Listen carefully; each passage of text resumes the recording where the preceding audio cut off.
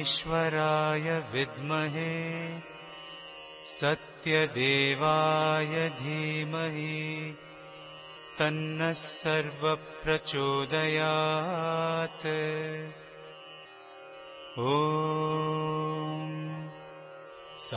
ईश्वराय विद्महे सत्यदेवाय धीमहि तन्नः सर्वप्रचोदयात्।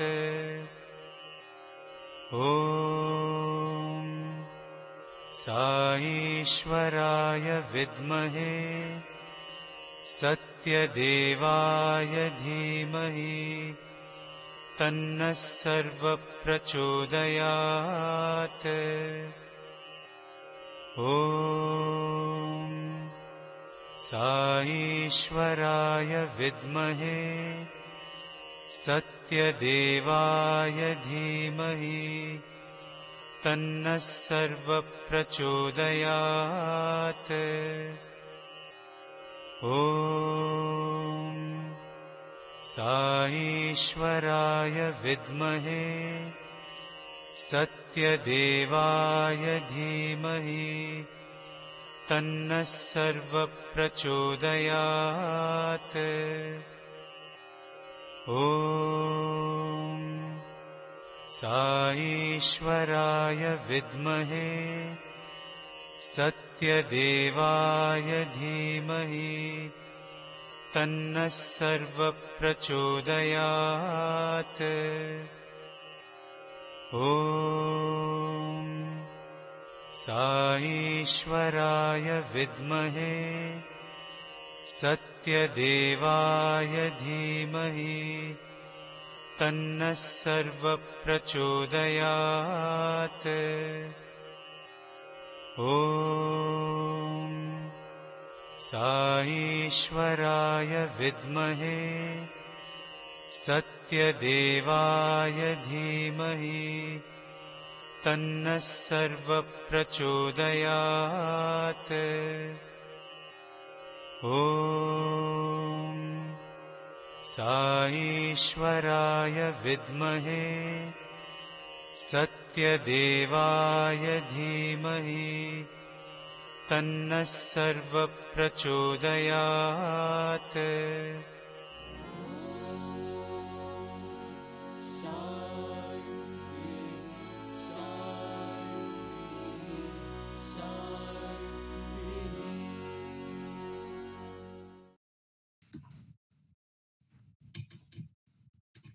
Tapovanam, Sri Sathya Sai Satcharitra, The Sacred Life Story of Bhagawan Sri Sathya Sai Baba by Jandala Venkateshwara Sastri, Day 6, Tuesday. Chapter 14, Divine Miracles Beyond Boundaries. Whoever you are mine. I will not give you up. Wherever you are near me. You cannot go beyond my reach. Baba. I pull the wires of this puppet show. Wherever you may be, remember that the string attached to your leg is in my hand, said Sri Sai Baba of Shirdi. Sri Sathya Sai Baba is demonstrating that he is using the strings to draw people to his feet, like drawing little sparrows. The Eternal Saviour, John Hislop and the Image of Jesus. This is the story of Dr. John Hislop of Mexico. Ever since his 16th year, he was attracted to spiritual pursuits. He was an earnest aspirant, Sadhaka, who was deeply engaged in the search for truth. He came into contact with eminent personalities and spiritual thinkers like Dr. Annie Besant, Jiddu Krishnamurti, Paramahamsa Yogananda, Maharshi Mahesh Yogi, Swami Sivananda, and experts in the Buddhist system of Vipassana, and for years progressed in the path of spiritual inquiry following their guidance. But at the end of it all, he realized that the sweet fountain of love in his Western heart had gone dry, and it held now nothing but dreadful emptiness. In 1968, he heard for the first time about Sri Sathya Sai Baba, came down to Puttapadi and had his darshan. At the very first sight of Baba, he sensed that he was the root of all spiritual wisdom and awareness. He clearly felt that God himself had entered his heart as love, and that abiding love was truly Baba. As a result of his elevating experience, he could develop the rich insight of viewing the whole universe as suffused with love. On the eve of Shivaratri in 1973, Baba took Hislop and some others into the Bandipur forest in the district of Mysore. By about noon, they reached the guest house in the forest. At dusk, with the help of some forest dwellers who acted as guides, they walked a long distance until they reached the sands of a mountain stream. They sat in the sandbed of the river for rest. Swami picked up 2 small green branches of a bush, placed one across the other in his palm, and asked Hislop what it was.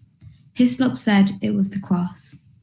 Swami closed his palms over it and gently blew 3 times on it. When he opened his palms, the cross bore the image of Jesus. He gave it to Hislop and said, "This is exactly how Jesus Christ looked at the moment he gave up life. It does not look at all as imagined by painters or as described by writers. He had no food for 8 days. His stomach was empty and drawn inwards. His body became dry and his ribs became prominently noticeable." Hislop stared at the cross in speechless wonder. Baba went on, "This cross is actually made of the same wood as the original cross on which Jesus was crucified. It took me some time to search for and find that 2,000-year-old wood.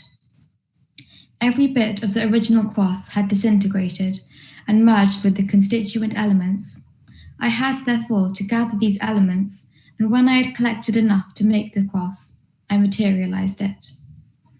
The image of Jesus, as you see on this cross, is the same as the one at the time of his death." After a few weeks, Hislop and his wife went back to Mexico. As the image on the cross was very tiny, facial features of Jesus were not clearly visible. Walter Wolf, one of Hislop's friends, took several color photographs of the image of Jesus, part by part enlarged them and made them a larger picture out of them. The finished picture was extraordinarily touching, arousing boundless kindness and compassion. The photographs were all arranged on a table so as to reveal the intricate and minute carvings on the image. Viewers wondered at the creative power of Bhagawan Sri Sathya Sai. Until that day, the sky was absolutely clear all along the Mexican coast. But all of a sudden, without any warning, a terrible lightning flashed amidst dark clouds. Strong winds gathered speed in a few moments and threatened to smash the window panes. Door curtains were flying.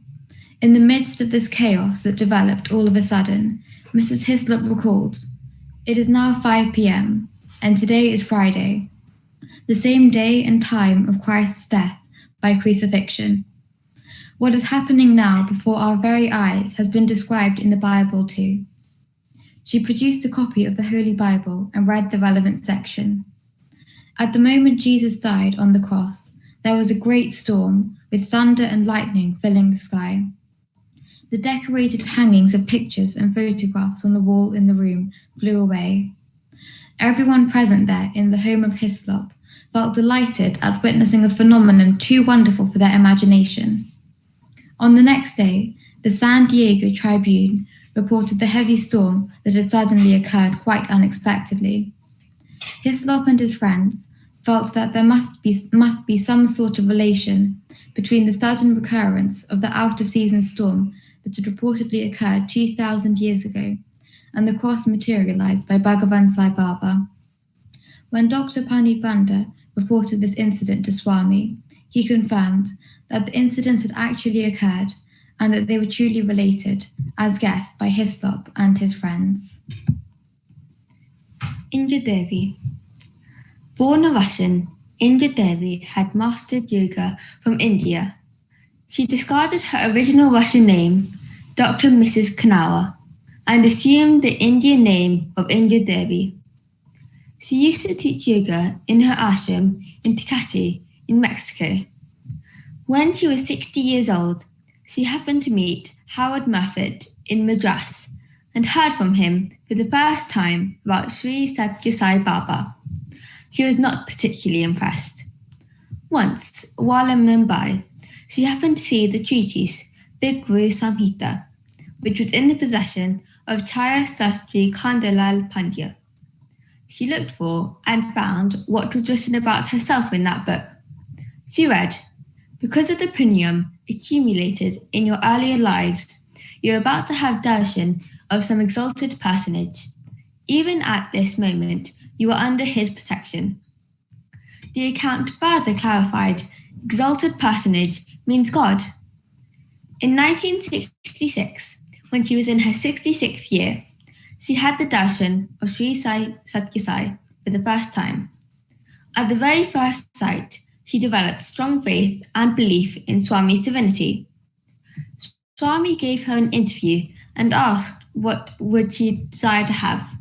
She did not ask him for worldly wealth or even salvation. She simply prayed, "Swami, please light up the spiritual lamp in my heart." Swami materialized and gave her a locket with vibhuti and assured her, "Whenever you need anything, ask me. Irrespective of the physical distance between us, I will hear your prayer. I will always be with you." There occurred once a vast fire in the Mexican mountains that destroyed thousands of houses and many acres of forest.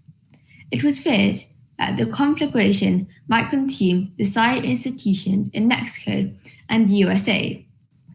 Unable to withstand its fury, many people abandoned their homes and possessions and fled for their life. Traveling by car, they reached the top of a mountain and took refuge in a house. They spent 4 hours there, praying to Sai Baba. The fire raged below them all around the mountain. After it died down at last, they returned, fearing the worst.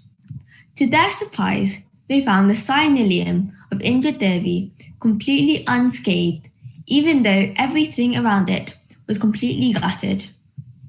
The unscathed nilium, untouched by the fire, stood in all its beauty and splendor. Even the white carpet in the prayer hall remained as beautiful as ever. They felt that Swami had personally stood guard at the place and safeguarded the nilium. At the precise time this daunting fire was raging, Indra Devi was in Chicago, giving a discourse about Bhagawan Sri Sai Baba. She saw the ravage and severity of the fire on television. She also read in the newspapers that the fire had occurred quite close to her cyanilium. But she was not at all worried. She thought, "It belongs to Bhagawan. He will do with it as he wishes. If it is his will that it should burn down, so it will." True to her steadfast faith, the institution remained absolutely safe. A few days later, she received an invitation from Baba to come over and inaugurate the women's collar in Andhra. She came all the way from Mexico and participated in the celebrations. Before she left for Mexico, Bhagavan materialized for her a locket bearing the image of Goddess Lakshmi. While giving it to her, he said, "This is for your home. This will protect it. Hereafter, it will never be threatened by hazards of fire." When Indra Devi came to Puttaparthi, she organized yoga classes for the benefit of school children. Baba was pleased with her services. He materialized a diamond-studded ring for her. She had long ago given up wearing any jewelry, but she would wear this ring, she thought, provided it bore Swami's image. Swami sensed her thought. He took back the ring, and gently blew on it. Immediately it changed its form. Now it bore a small stone with Swami's image on it. Swami put it on her finger himself and said, "Whenever you wish, you can see me in this ring. Only you and nobody else can thus see me. When you look into this ring, you will find me exactly as I happen to be in India at that moment, and you can see what I am doing." Indra Devi was once in California. She looked into the ring and saw Baba sitting in a white car. She recorded a note in her diary. Swami is travelling somewhere. On another occasion, she found Baba talking to devotees seated in front of him in a semicircle. The scene, she felt, was not of Prashanti Nilayam. She noted that detail too in her diary. Sometime later, when she came back to Prashanti Nilayam, she checked up with Sri Kasturi about her two visions. He confirmed that the first one showed Swami while on tour. Indra Devi questioned, "But Swami's car is not white?" Sri Kasturi clarified that, at the time of her vision, Swami was indeed travelling by a white car. The second vision was also explained by Sri Kasturi. It happened in far-off Kerala. On 21st November 1970, in the course of the 4th All India Conference of the Office Bearers of Sri Sathya Sai Seva Samitis held in Prashanti Nilayam, Indra Devi spoke in the presence of Bhagawan. In her speech, she referred to the above two incidents. Sri Kasturi quipped, "So you've been spying on Baba?" Sai Baba, as well as the entire audience, burst into laughter. Indira Devi rendered invaluable service to spread Swami's message in the USA through films, books, and lectures. During her campaign, she faced an unexpected problem. Those who attended her gatherings began to request for vibhuti materialized by Swami. On her next visit to India, she mentioned this to Swami. Suddenly, a beautiful silver container with a lid materialized in Swami's hand as if someone handed it over to him from above. Swami showed it to her and said, "This is a container of inexhaustible vibhuti. You may distribute any amount of vibhuti from this. It will never run out." He emptied the entire quantity in it on a piece of paper and gently tapped it. It got filled up again with fresh vibhuti. As he handed over the silver container to Indira Devi, he directed her to use the vibhuti from it for healing the sick. Thereafter, whenever sick persons came to her, she used to tell them about Swami's glory and give them some quantity of the holy ashes. This simple treatment restored many to sound health.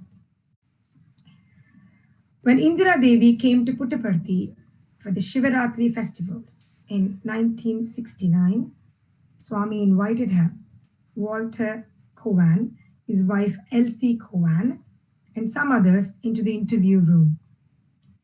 After some discussion on spiritual matters, Swami materialized a beautiful rosary containing 108 pearls and showed it to them. Everyone was anxious to see to whom Baba would present it. Baba said, "This is no ordinary rosary. It is extremely potent. It can heal every chronic disease. This is very essential for the service which Indira Devi is doing." The precious rosary was presented by Baba to Indira Devi. She was in tears of joy. "Swami, will it heal any and every disease?" she asked. Baba replied, "Except those caused by evil karma or evil deeds inherited from earlier lives. It heals every disease. Even I will do nothing for those who suffer from inherited karma." Attendance of the bhajans in Indira Devi's yoga center began to grow. Many of them used to press her to initiate them into some sacred mantra. Unable to cope with such insistence, she once took her problem to Swami.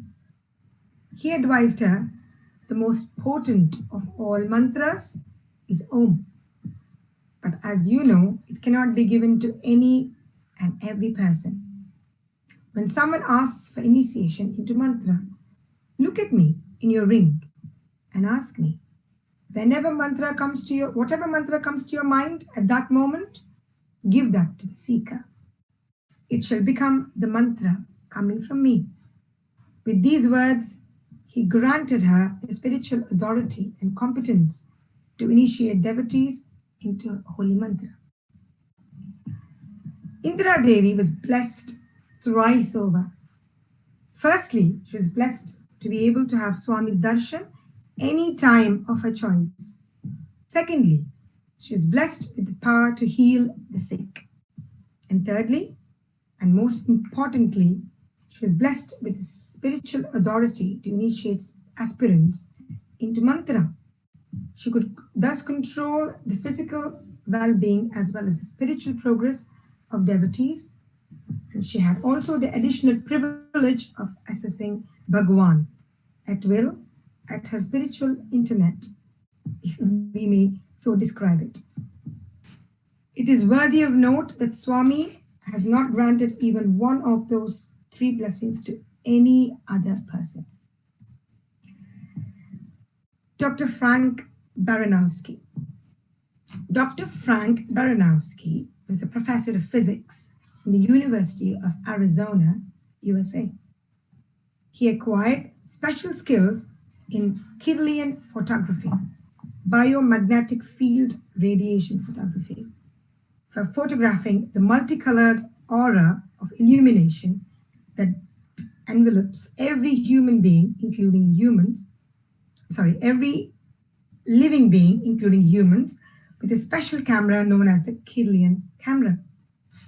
The color, contrast, intensity, breadth, and depth, as well as brightness, vary from person to person, and also with the bodily health and intellectual and spiritual level of the subject. While it may be about a foot deep for ordinary persons, it could extend to even 2 feet all around in the case of great thinkers, yogis, and spiritually evolved persons. This aura comprises luminosity of innumerable shades of color. When the person is quite healthy and cheerful, it will be white.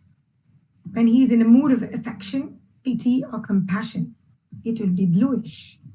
When the mood is of intense love, the color turns rosy. In anger and hatred, it becomes red. Moreover, this illumination is not ordinarily visible to the naked eye.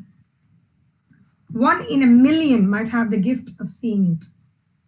But with the Kirlian camera, the aura can be clearly photographed. In fact, even the changing mood of the subject can also be seen in such pictures. Dr. Baranowski used the Kirlian camera for taking photographs of auras of thousands of world leaders, kings, queens, holy persons, and religious heads. He did not come across any person with aura exceeding 2 to 2.5 feet in breadth. Dr. Baranowski had read some books about Baba in America.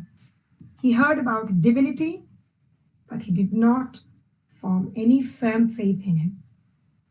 On the Christmas day of 1977, he happened to visit a certain home. Members of that family, being Sai devotees, were celebrating Christmas singing Sai bhajans. Not quite relishing it, he removed himself to a room in the upper floor, put out the light, and went to bed. On a table in the room was standing a photograph of Sri Sathya Sai Baba with an unlighted candle in front of it. Even as he was looking at it, there was a little crackling sound, and the candle suddenly burst into flame. Nobody had come in, No one lighted the candle. How did it get lighted? He was somewhat puzzled, and he once again looked at the photograph and saw Swami smiling at him.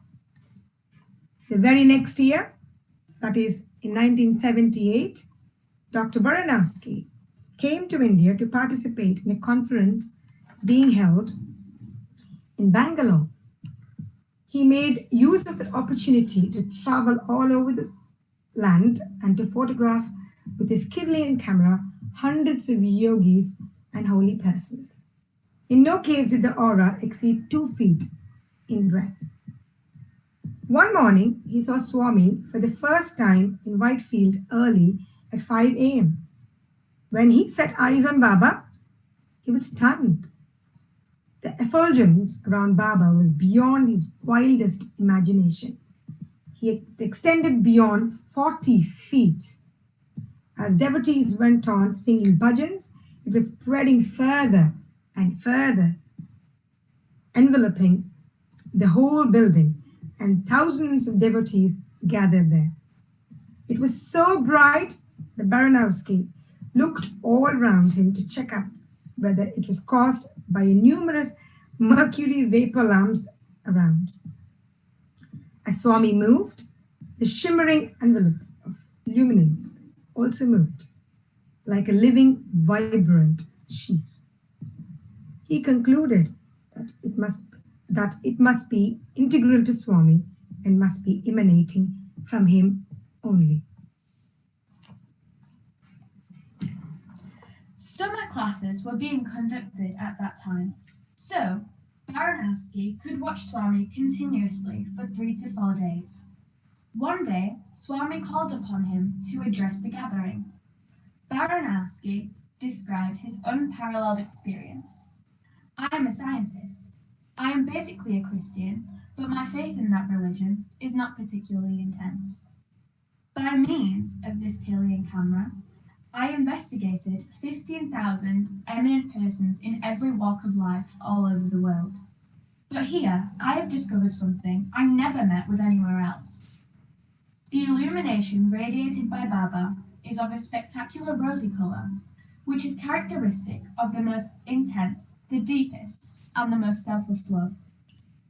What is also unique is that his aura spreads and submerges not merely this audience hall, but far beyond, as far as I can see, like a flood of light. It is engulfing everything. This rosy luminescence is also displaying silver and gold streaks, intensely bright and perfectly clear. Here is a fantastic spectacle which I have never encountered till now. Swami is the full embodiment of love, Sampurna Prema Murti. When Swami comes near us and touches us, that effulgence is flowing into us also. We are getting immersed in that mighty stream of ethereal glow. Swami is the walking personification of love. As I'm speaking here, you will notice that my body is shivering. Don't you see? But this shiver is not because of fear. The superhuman aura that surrounds him in indescribable glory is so moving that my body is shivering uncontrollably. Swami materialized a diamond ring and gave it to Dr. Baranowski. He also gave him the much sought-after interview. Swami spoke about his months-old grandson and told him, "The day you return to America and reach home, your grandson will be subject to a surgery. Don't worry, the operation will be successful. The baby will be restored to complete health." Swami told all this on his own. Dr. Baranowski made no mention of the baby at all. However, he did not pay much heed to Baba's words about the child. He was aware that doctors had said that the operation could be performed years later after the baby grew up. He was therefore surprised to learn on reaching home that the baby had indeed been operated upon that very day. The doctor who performed the operation was an Indian. Dr. Baranowski told him all that he had experienced in Puttaparthi and showed him the diamond ring presented by Swami. As Swami had assured him, the baby soon got well. Dr. Baranowski was surprised at Swami's sarvajñatva, total awareness of past, present, and future. In fact, Dr. Baranowski was the disciple of Ulf Messing, a Russian philosopher. Ulf got interested in spiritual aspects of life even at a very young age, and at the age of 15 he began his search for spiritual knowledge. In the process, he came to India in 1936 and was travelling in a train to Anantapur. At the Kamalapur railway station, he was amazed to see the young Sathya Sai Baba, who was barely 10 years old. But Ulf noticed the unfathomable aura around the boy and exclaimed, "What a divine personality he is!" Ulf followed young Satyam to his home, but could not meet him. On his return to Russia, Ulf set up a training centre to train young people in the use of the Kalian camera, and before his death, asked one of his students, Dr. Baranowski, to go to India and study Sai Baba. Dr. Baranowski was amply blessed. He was given the unusual opportunity to investigate Swami's divine power with his scientific equipment, and fully convinced by what he found, he proclaimed the same to the whole world with the deepest conviction. Dr. Art Ong Jumsai. It was around 1945. The Second World War had not ended yet.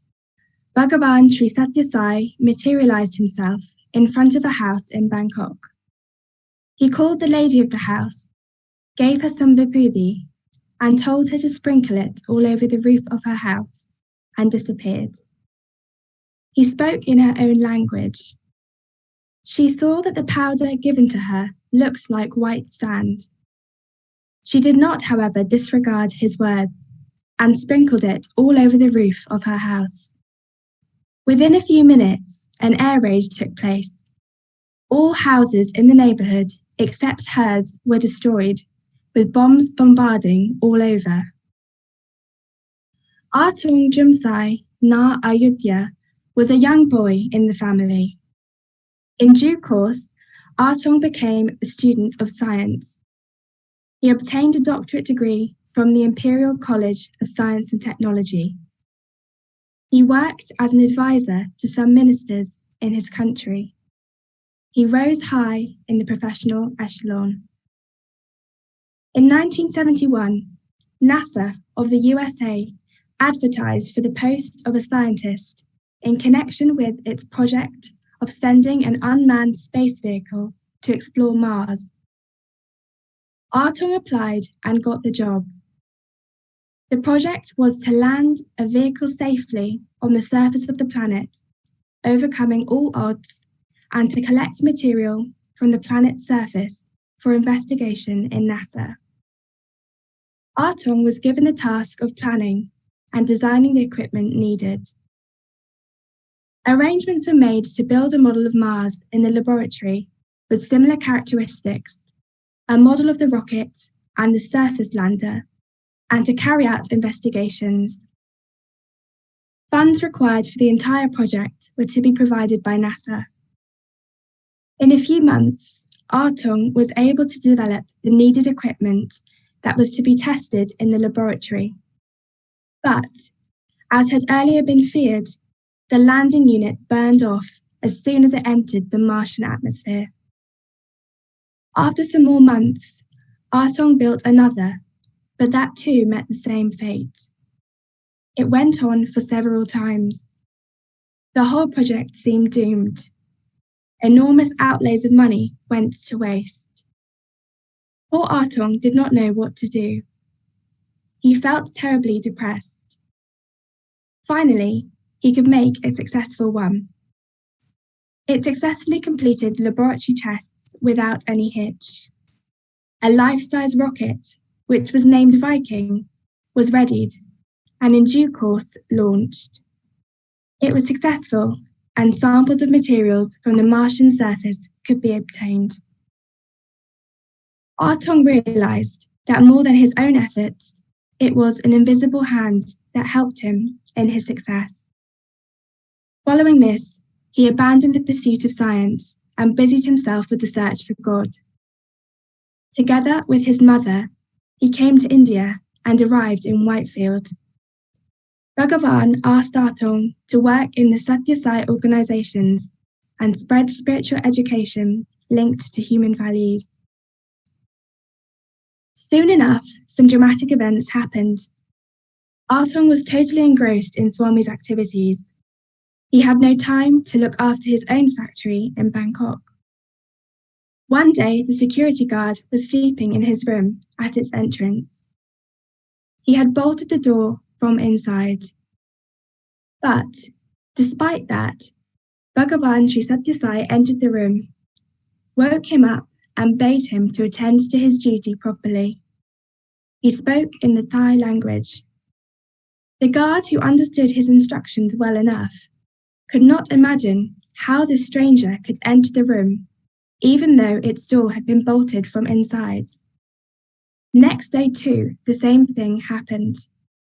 When the head of the factory, Artung, arrived, the security guard told him everything that happened, apologized for his lapse, and added that the whole incident was quite baffling and inexplicable. He then noticed the decorated photograph of Bhagawan Sri Sathya Sai in Artung's room. He told his master that it was the same person who entered the guard room in the night and alerted him. A few days later, Artung arrived at Prashanti Nilayam. Bhagawan was giving a discourse on the need for linking educational systems with human values. In the middle of his discourse, he invited Artung to the dais and to speak. In his talk, Artung described his great experiences and how Swami has been kind to him with his loving care and affection. From that day onwards, Dr. Artung Jumsai, the distinguished scientist, has been fulfilling himself through serving the divine mission of Bhagavan, disseminating the nectar-sweet spiritual precepts of Swami in the West with renewed dedication and with stronger faith. In 1998, Dr. Artung started the Institute of Sathya Sai Education in Bangkok to propagate the ideas of Sri Sathya Sai education in human values. The Institute has organised an international conference in September 2000 on strengthening values education in Prashanti Nilayam, in which 650 educators from as many as 78 countries of the world participated. Swami blessed several participants not only with valuable diamond rings, but also with several inspiring addresses. Be happy, that is the only thing I ask of you. John Sinclair was a multimillionaire belonging to the state of Connecticut in the USA. At one stage of his life, he was caught in a maze of business problems that destroyed his mental peace. One night, as he sat in his room, he prayed to God, "I do not know where you are and what you look like. I know only one thing, that is, that you do exist. Please help me." He prayed most earnestly and in total surrender. From then on, he began to notice that God's invisible hand was protecting him. One day he noticed someone walking through the inner hall in his home between 2 a.m. and 3 a.m. He stared steadily. The person stood unmoving. John Sinclair did not understand who he was and what he was there for, but he could recognize that he experienced some vague sense of happiness and joy that was indescribable. In a similar manner, he had the same vision on another night. He was sure that it was no dream. It was starkly real.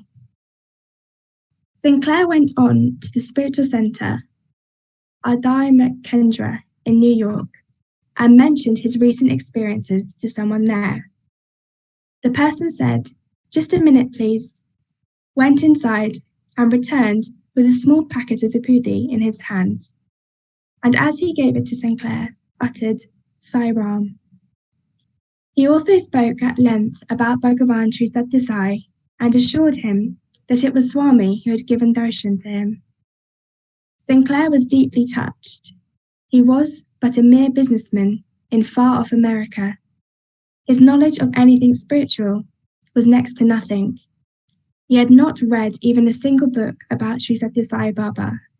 Yet, the Lord had visited his home in person and granted darshan to an insignificant person like him. In his mind, he fell at the lotus feet of Swami at that moment. His heart began yearning for Bhagavan's grace and for Bhagavan's love. Very soon it grew and assumed unbearable intensity. As a consequence of that unbearable yearning to Baba, and also Baba's compassion, Sinclair set off for Prashanti Nilayam. On arrival, Swami invited him into the interview room and said, "I came twice to you." Sinclair stared at Swami in bewilderment. Swami continued, "I have done a lot for you. I have given plenty to you. Even then, you have no peace. Why don't you do something for Swami?" When he heard Swami's words, Sinclair was prepared to give whatever Swami asked for. He said, "Surely, Swami, most certainly." Swami smilingly told him, "Be happy always. That is the only thing I ask of you." Sinclair was stunned to hear what Swami desired of him. Nothing but his own well-being. Speaking in the magnificent Purnachandra Auditorium on the auspicious Guru Purnima Day in 1993, Sinclair said, "When I was a young boy, being brought up as a Christian, I used to feel miserable that I was born 2,000 years after the departure of Jesus Christ. Someone has truly heard my cry of agony. Here is sitting that very God who had sent Jesus to us." Sinclair also recounted a couple of miraculous incidents. After a few months before my arrival in Prashanti Nilayam, I had to make a business trip to another place. I told my wife that I would pilot my helicopter myself. She tried to dissuade me. "Your mind is very much distracted nowadays because of your business problems. Why don't you engage a professional pilot? Sathya Sai Baba is too busy to sit with you all the time to protect you, as if he were to protect you only all the time. He has got far too many people to look after. Why do you waste his precious time?" I told her, "I am a qualified A-class pilot. Why do you doubt my flying skills?" I piloted my own helicopter, but as feared by my wife, the engine of the helicopter failed on the way. The hydraulic system gave way. I lost control of the craft, and I knew that death was certain. I pulled out Swami's photo from my pocket and looked at it. The next moment, I found Swami right in the helicopter. He piloted it skillfully and landed it safely on the flank of a hill. He opened the side door, pulled me out carefully, pushed the helicopter away, and disappeared. That is how Bhagavan has been saving me, time after time, drawing me closer and closer to his lotus feet. I will now describe to you a more astonishing incident. That woman who is sitting in the front row here, in this gathering, is Marlene Sinclair. She is an expert horse rider. She acquired a fine horse and rode it, and also trained it for competitions. Once she was riding fast in the riding course and tried to clear a high wall. Unfortunately, the legs of the horse hit against the wall.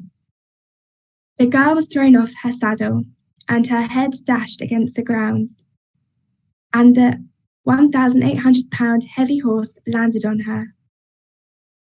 It took a full 45 minutes before the girl was admitted in the emergency ward of a hospital. I got the message on phone and rushed there. I took out the small packet of vibhuti from my pocket, and as I applied it to the wounds on her face, I said, "This is just like the holy water of Christianity." I also put a little quantity in her mouth. When I went to see her on the next day, there was not a single wound on her face. 3 months later, she has fully recovered and resumed riding. But the story does not end here. In the interview room, Swami looked at Marlene and asked, "Did I not rescue you from paralysis?" She said, "Yes, Swami, yes, you did." After the interview, I asked Marlene, "What is it that Swami asked you, and what did you answer him?" She then told me, "On that day of my accident, I lost an eye. When the horse landed heavily on me, I was paralyzed on one side. As I lay in the rain, helpless, a person stood by my side, watching me. When I was being taken by ambulance to the hospital, he was by my side in the vehicle. In the emergency ward too, he was by my side the whole time. He also kept vigil constantly on me throughout the night at the hospital. That person is none else but this Sai Baba. He made my eye all right, and he healed my paralysis too. Only then did he move out of the hospital. Even though this incident happened several years ago, I did not know about it at all until the conversation began between Baba and her in the interview room. This is an excellent incident to show that Swami is much more intimate than even one's mother and father. My Swami, I have full faith in you. I totally surrender myself at your feet," concluded Sinclair. Jagadisan. He was working as Deputy Director General in the Industrial Development Authority, Government of Malaysia. Whenever he spoke about Swami, he used to be contemptuous, malicious, and vile-tongued in criticizing him. His name is Jagadisan. Once, it so happened that Jagadisan went to the home of his mother-in-law. He saw Swami's photograph in her room. He was virulent in his condemnation of Swami. For 2 long hours, he riled and ranted and finally said to the picture, "If you really possess all those divine powers as claimed by these people, show me proof thereof. Only then will I believe these fairy tales." He did not realize that he had literally thrown a challenge to Bhagawan Baba. No sooner had he said these words than Vibhuti appeared on that photograph, the picture that had provoked his ire. He felt as if lightning had struck him. He realized that in this world of scientific thought, there was something transcending science, something incomprehensible to science. 4 months later, Jagadisan visited India and travelled to Prashanti Nilayam. In the audience hall, Swami neared him and gently moved his loving lips. "Malaysia?" Surprised and wondering how Swami knew that he came from Malaysia, he answered, "Yes, sir." Swami invited him into the interview room. Jagadisan was now 32, but somehow felt as if he was a boy of 7 sitting with his father. The fatherly affection and love of Swami melted his heart. Copious tears flowed down his cheeks. He had believed in Swami only for a mere 4 months now. Earlier to that, he had nothing but utter contempt for him. His vileness during that dark period was hanging heavy in his heart, and he could no longer hide his misery. He decided to make a clean breast of it. "Swami," he cried, "please forgive me. Till 4 months ago, I had never believed in you." Bhagavan shook his index finger from left to right and again to left, and smilingly said, "Ha ha, you were not a mere non-believer. You strongly opposed. You were a strong opposition." Jagadisan collapsed in grief and shame. He fell at Baba's lotus feet and began literally weeping. Swami held his shoulder and slowly raised him. "Don't cry, Bangaru, don't cry. Swami knows everything. Nowadays, at Swami's suggestion, he is functioning as the central coordinator for the Sathya Sai organizations in the East and fulfilling his destiny in the service of the Sai spiritual mission. Mala Vikshepa Avarna. In one of his discourses, Swami pointed out that man is gifted with intelligence and discernment, yet he is not able to recognize his true self. The reason for this, said Swami, is the cumulative effect of the deeds, karma, done in previous lives. Because of good deeds, satkarma, one takes birth as a human being. However, if in this human birth a person indulges in doing evil, like adultery, thievery, untruthfulness, and so on, the consequences too will be evil. These are of three types of evil nature: mala, vikshepa, and avarna. These obscure the spiritual vision of man and prevent him from recognizing the glorious form of his own true self, Swaswarupa Yan. Swami then proceeded to elaborate what mala, vikshepa, and avarna mean. Mala is the cumulative effect of the evil deeds done during previous lives. As an instance in point, here is a story. A diamond merchant was going on a business trip. He traveled on horseback, and as he rode fast, his bag containing diamonds dropped on the ground unnoticed. Two friends traveling behind him found it. At the sight of the precious diamonds, avarice took hold of their minds. Each wanted to grab it for himself. While the younger one kept watch over the bag, the other went searching for food. On the way, he got another vicious idea: to eliminate his friend altogether. Accordingly, he mixed poison in the food meant for his friend.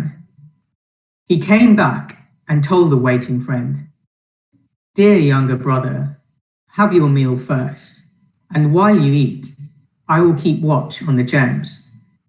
The younger one had his own plans. As the elder one bent over, the younger brother dealt a savage blow on his neck with a heavy sword.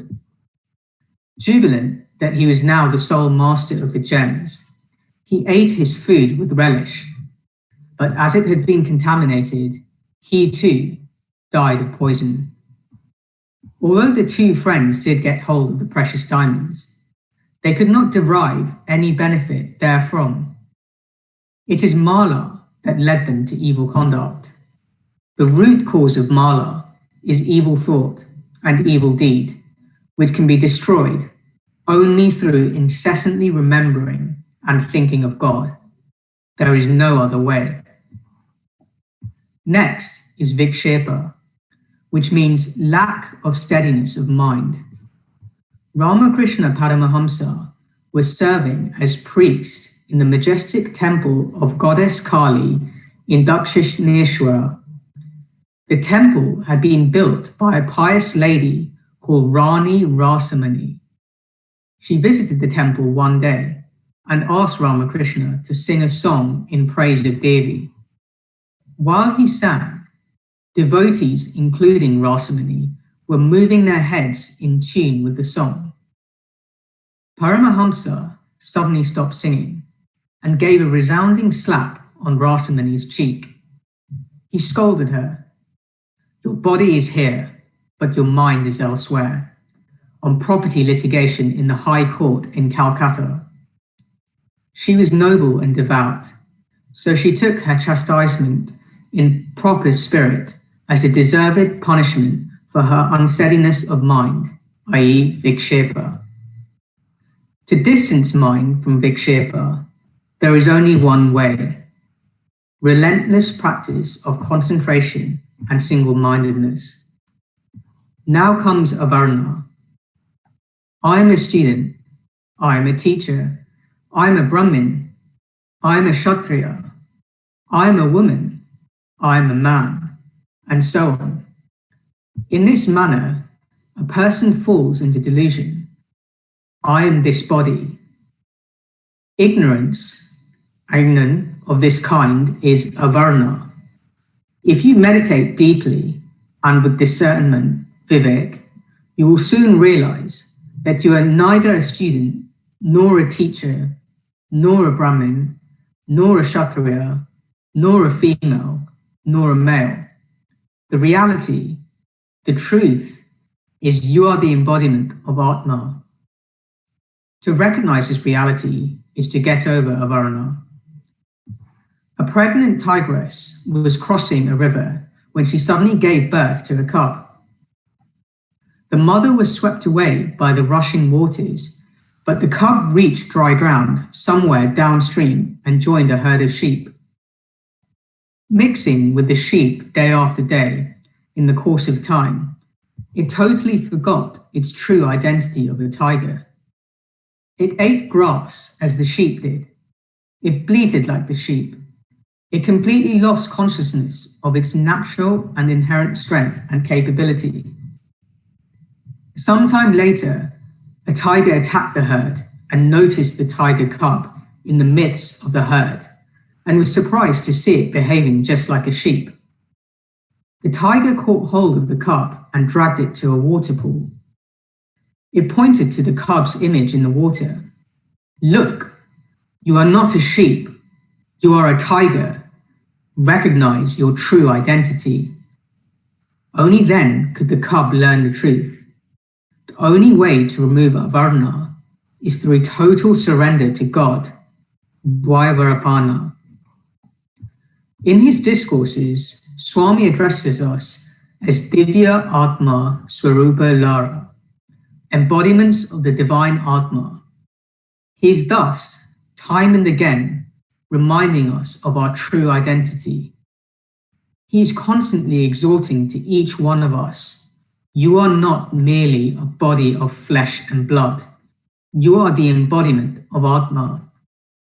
We realize that Mala, Vikshepa, and Avarna can be got rid of by constantly having Swami's name dance on our tongues, i.e. by chanting his name all the time, firmly seating Swami on the altar of our heart and leading spiritual, pure lives with the spiritual enlightenment Swami is blessing us with. Humble homage to the lotus feet of Bhagavan Sri Sathya Sai. Om Sri Sathya Sai Parabrahmane Namaha. Shanti, Shanti, Shanti. Om Jai Jagadish Hare Swami Sathya Sai Hare. Bhakt Jana Samna Jagat, Bhakt Jana Samna Jagat, Pati Maheshwara. Om Jai Jagadish Hare. Sashi Vardhana Shri Kara Saiva Pranapati, Swami Saiva Pranapati. Ashrit Kalpalika, Ashrit Kalpalika, Avarvadava. Om Jai Jagadish Hare.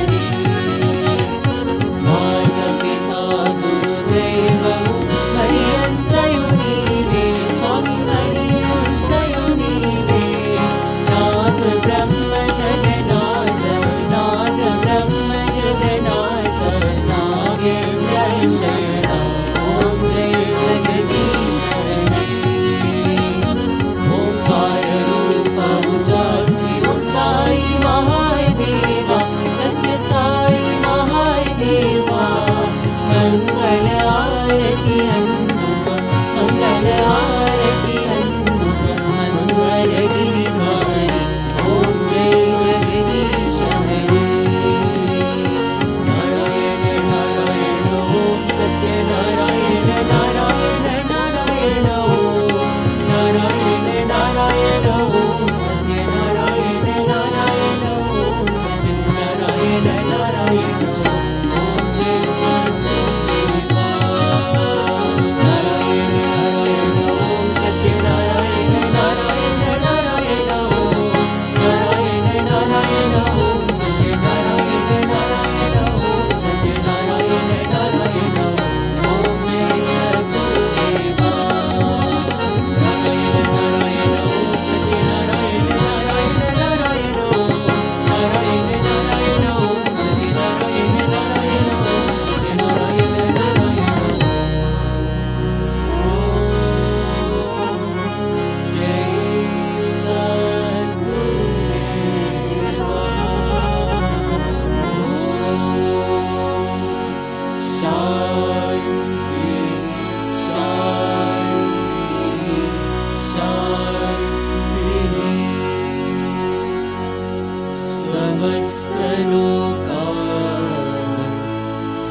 सुखिनो भवन्तु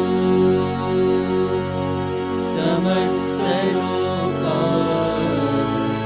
सुखिनो भवन्तु